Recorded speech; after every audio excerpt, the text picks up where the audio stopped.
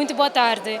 O entusiasmo é palpável em Timor-Leste com a chegada esta manhã da Seleção Nacional Portuguesa de Futebol e também dos outros desportos juvenil a Dili para participar nos 12º Jogos Desportivos da CPLP, Comunidade dos Países da Língua Portuguesa.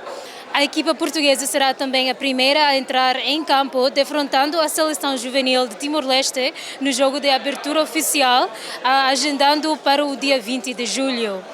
E a cerimónia da abertura e o jogo terão lugar no Estádio Municipal de Dili, com uma assistência esperada de milhares de espectadores, entre os quais que se incluem representantes de todos os países da CPLP e figuras institucionais e os outros atletas também. Hoje são 56 atletas, são 11 técnicos e depois o resto será entre árbitros e outros profissionais, sejam médicos, sejam enfermeiros ou fisioterapeutas.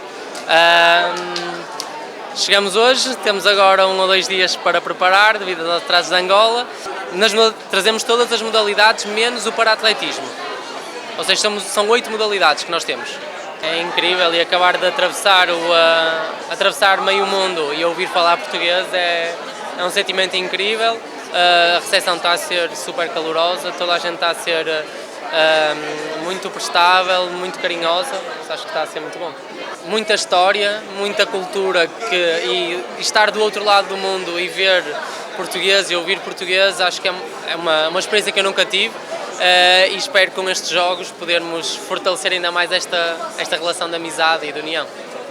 E sob a lema Unidos Nós Somos Um, os Jogos da CPLP deste ano destacam não só o talento desportivo da juventude lusofono, mas também os laços históricos e culturais que unem os seus povos.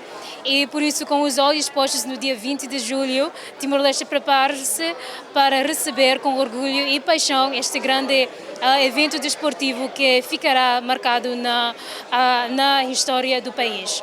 E então, aqui no Hotel Timor, Digna Serão e Anita Soares, Tatoli.